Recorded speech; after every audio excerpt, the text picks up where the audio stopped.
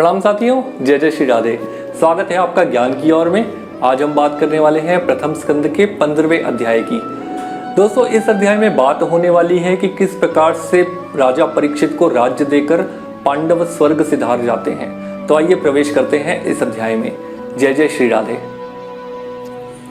तो दोस्तों, इस अध्याय में बात हो रही है कि किस प्रकार से अर्जुन पहले से ही भगवान कृष्ण के विरह में कृश हो रहे थे, परेशान हो रहे थे, और ऊपर से युधिष्ठिर जी ने उनकी विरह मुद्रा को देखकर प्रश्नों की झड़ी लगा दी। अर्जुन भगवान में ऐसे खोए कि युधिष्ठिर जी के सवालों के जवाब तक न दे पाए। उनके प्रश्नों का कोई उत्तर उन्होंने ना दिया। उन्हें भगवान के प्रेम भरे व्यवहार याद आ रहे थे। उन्हें याद आ रहा था कि किस प्रकार से भगवान उनसे प्रेम करते थे, उनसे बात करते थे। फिर बड़े कष्ट से उन्होंने अपने शोक के वेग को रोका, अपने हाथों से नेत्रों को पोंछा और बोले कि भगवान श्री कृष्ण ने मुझे ठग लिया। अर्जुन युधिष्ठिर जी से बोलते हैं कि भैया, श्री कृष्ण ने मुझे ठग लिया। मेरे जिस बल पराक्रम से देवता भी आश्चर्य में डूब जाते थे, उस पराक्रम को श्री कृष्ण ने मुझसे छीन लिया। श्री कृष्ण के वियोग में यह संसार अप्रिय सा दिखने लगता है भैया।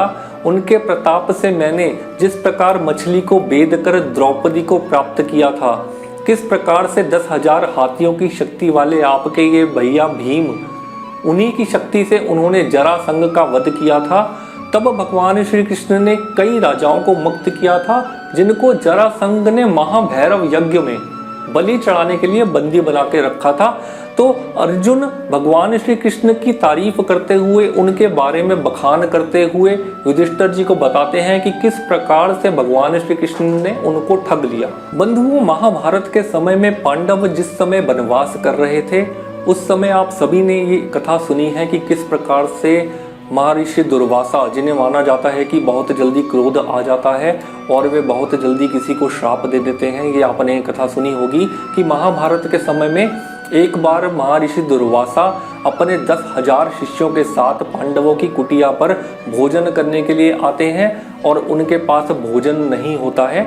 उसके ऊपर जो कथा है उसके बारे में बात करते हैं। तो बंधुओं, एक समय की बात है कि दुर्योधन ने महर्षि दुर्वासा की बहुत सेवा की और उनकी सेवा से प्रसन्न होकर महर्षि दुर्वासा ने दुर्योधन को बोला कि आप पुत्र मुझसे कोई वर मांगिए। दुर्योधन ने यह सोचकर कि पांडवों को नष्ट करने का यह अच्छा अवसर है, तो दुर्योधन बोलते हैं कि ब्राह्मण हमारे कुल में युधिष्ठिर प्रधान हैं, इसलिए आप अपने 10 सहस्त्र यानी 10,000 शिष्यों के साथ उनका आतिथ्य स्वीकार करें, किंतु आप उनके यहाँ उस समय जाएं जब द्रौपदी भोजन कर चुकी हों, जिससे कि द्रौपदी को भूख का कष्ट न उठाना पड़े।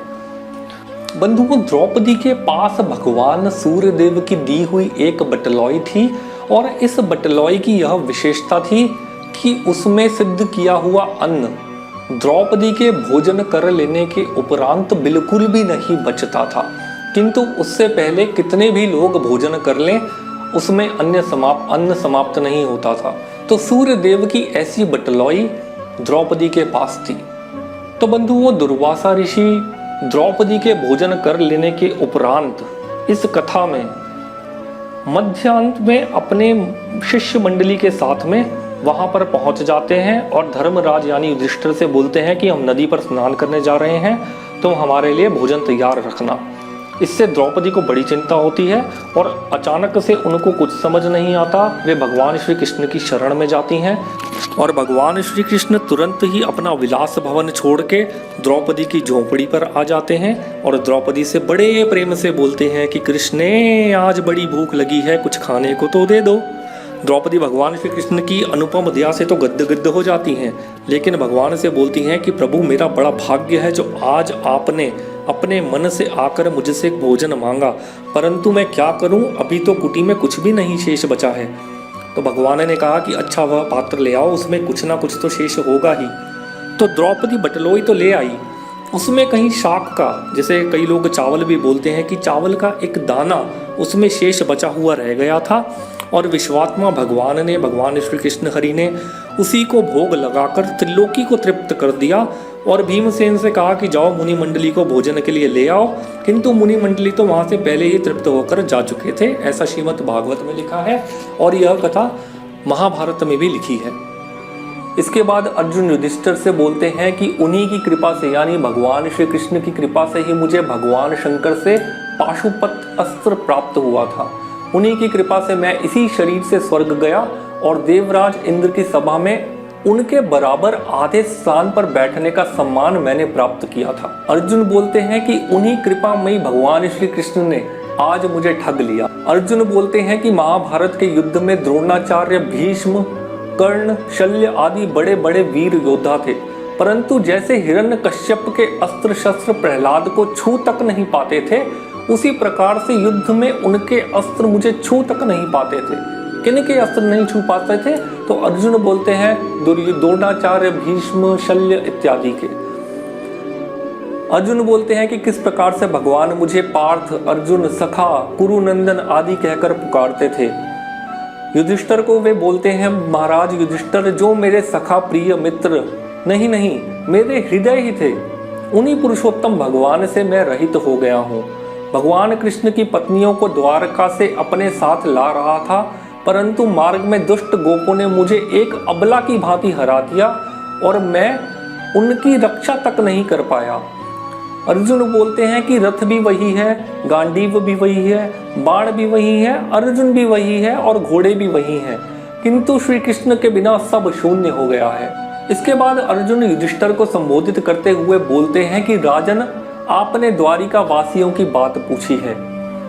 द्वारिका वासी ब्राह्मणों के शापवश मोहग्रस्त हो गए और वारुणी मदिरा के पान से मंदोन्मत्त होकर अपरिचितों की भांति, यानी आपस में एक दूसरे को कोई जानता ना हो, उन्हीं लोगों की भांति, अपरिचितों की भांति आपस में एक दूसरे से ही भिड़ गए और मार पीट करके सब के सब नष्ट हो गए।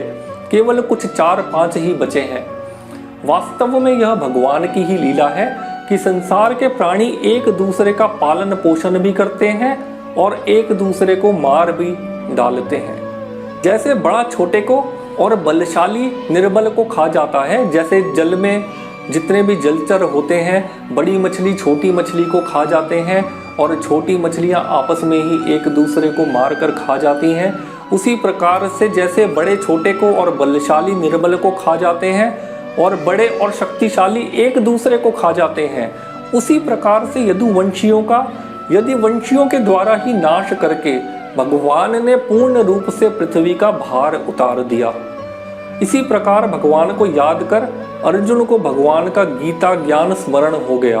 भगवान के स्वधाम गमन और यदुवंशियों के संहार का वृतांत सुनकर श्री युधिष्ठिर जी ने स्वर्गरोहण का निश्चय कर लिया। कुंती ने जब यह वृतांत सुना तो सुनकर अनन्य भक्ति में वे अपने हृदय को भगवान श्री कृष्ण में लगाकर बैठ गई और सदा के लिए इस जन्म मृत्यु रूप संसार से उन्होंने अपना मुख मोड़ लिया। जिस समय भगवान श्री कृष्ण ने अपने मनुष्य रूपी शरीर का परित्याग किया था, उसी दिन कलयुग आधम का था, ऐसा श्रीमद् भागवत में लिखा है। तो बंधुओं, अगर इस पूरी कथा को मैं संक्षिप्त में बोलूं तो यदुवंशियों का सर्वनाश देख करके अर्जुन बहुत विचलित हो गए थे और वही बात उन्होंने आकर सबको बता दी थी। इसके बाद युधिष्ठिर ने महाप्रस्थान का निश्चय किया। उन्होंने हस्तिनापुर का राजा परीक्षित को नियुक्त किया और मथुरा में शूरसेनपति के रूप में वज्र का अभिषेक किया।